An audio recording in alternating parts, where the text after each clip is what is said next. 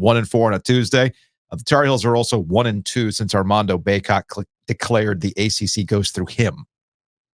Not great. North Carolina now finds itself with the same amount of losses as Duke in conference play with 3, and they have the same overall record as Virginia, which is not something that we expected or thought about when they beat Duke a couple of weeks ago. And North Carolina now losing 3 of their last 5, you start to wonder, is this a malaise? Is this something that is trending towards a larger concern? I don't want to hear like the doomsday scenarios that I know exist on social media. I still think North Carolina will ultimately be fine because you can explain away what happened over the last couple of weeks. The Georgia Tech game was free throws. The Clemson, that was a hangover against Duke, against a desperate team that really needed to win. That's a good Clemson team, by the way. That's a Clemson especially team on offense that really needed to win, and they got it. At Miami, it's been a pain in the ass for the Tar Heels the last couple of years, right? They won the game. And they still won that. No, but people are freaking out about how they won that game. They hung on. The poor game execution. Miami's been a pain in the ass. And, of course, Syracuse last night was hot as hell, man. Hot as hell. And Carolina lost their composure. Syracuse ended up scoring 86 points last night. Carolina now 2-5. Yeah. 2-5 when they gave up more than 79 points. Mm-hmm. Their defense is what their elite trait is their defense. Yes. Giving up 80 points in a college basketball game in regulation is not elite. Mm-hmm. Okay. So that's where they are with that one.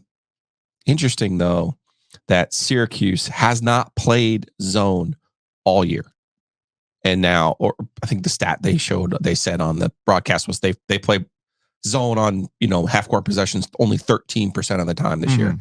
They basically exclusively went zone last night. I thought it gave Carolina some problems. Mm-hmm. If we want to get back to the roster construction about this team, you all kind of laughed at me when I tried to tell you that this roster, yes, has a bus driver in RJ Davis. Yes, Harrison Ingram is playing at a higher level than we ever saw him at Stanford. Mm-hmm. They need Cadeau. They need Bacot to be his role. And I think Cormac Ryan played pretty well last night, actually. Did some of the things they need him to do on a regular basis. But ultimately, you're talking about a team that, to the point where they got in the ACC, where they started in the league 9-0, they were playing greater than the sum of their parts. Mm-hmm. And the reason they were able to do that is because of the defensive end. Well, since that start, they've given up 84 to Duke, 80 to Clemson, and 86 to Syracuse, and they've lost 2 of those 4 games. Yeah. You got to defend. That's what your talent is. Well, as Sidney Lowe used to tell me, everybody has a talent. Mm-hmm. It might be effort. Effort might be your talent, but you have to know what your talent is. The talent for this team is how they get together and defend as a team and play as a team. That's what their talent is. Hubert Davis has been banging the table on that all year long about going out there and doing exactly that. That's their talent. Effort. Now, sometimes you can try, but that doesn't mean squat when guys are heaving up shots and they bank in. I mean, come on. Yeah, that was ridiculous. Come on. Like, and Brian Ives over at the ACC Network pointed this out. Syracuse shot 62.5% from the field. That's the second best by a North Carolina opponent since Dean Smith retired. Come on. Only Pitt on February 2015 shot better, 64.9%. Again, 62.5 from the field, second best by a North Carolina opponent since Dean freaking Smith retired in 1997.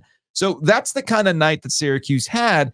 And I think the problem that we end up having with college basketball, and we are guilty of this, I'm not acting as though we're above it because we had this very conversation about Duke yesterday after a win against Wake Forest, and this conversation about whether or not they're solved. The college footballification of college basketball has to stop, where every single game is some sort of referendum on the season. Every single game, win or lose, identifies you as a true championship contender or not. It's a long-ass season with some ebbs and flows. In North Carolina, again, I'm not trying to absolve North Carolina of a loss last night. If you're truly a title contender, you have to play more consistently against desperate teams, especially against the Syracuse team that going into this game wasn't exactly lighting the world on fire. It's not like this Syracuse team was trending upward before last night's game. The point that I'm trying to make is there's ebbs and flows to this, and North Carolina's going through a stretch of their season that even they knew was going to be a difficult stretch, and they were going to learn some things about themselves during this stretch. They don't play again until Saturday against Virginia Tech, and then they get the week off. So it's probably for the best that North Carolina is going to go through some of this light work over the next 2 weeks to reset. I think we'll get a better idea of where this North Carolina squad is once they come out of that break. All right, a couple things. First of all, you got to give Adrian Autry credit here. Yeah. Rookie coach, replacing a legend. People were looking for him. How do you respond? They kept talking about this on the broadcast last night. Mm-hmm. Your first big opportunity, your first signature win.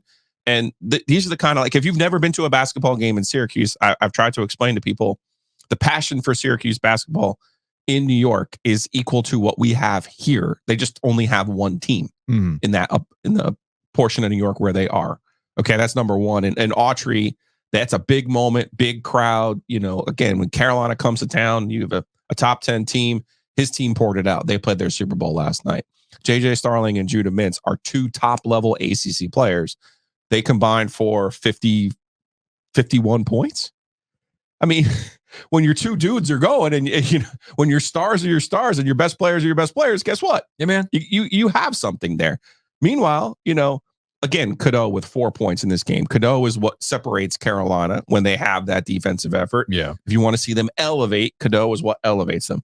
But it's funny you say that a championship team has to be a championship team and take care of things. Because my number one takeaway that I thought about this morning actually was, you know what I'm going to do today? I'm going to go full radio today. I'm going to go full radio today. All right. And I'm going to go, you know what? I don't believe anything I see anymore. Because the freaking Chiefs lose to the Raiders in December. Didn't matter. Who cares? Yeah. Oh, they lost to Green Bay. Cool. Awesome. Doesn't matter. Oh, they lost to Russell Wilson live. Oh, did it bother them? No. Oh, do we take away the Super Bowl from the Chiefs because they shit their pants against Russ? No. I don't want to hear it. Okay? These effing games don't matter. That's all I'm going to say to you. I'm completely come around on this thing that Mahomes has freaking broken me. I'm done. These games don't matter. So the Heels, congratulations. Final Four. And my ticket.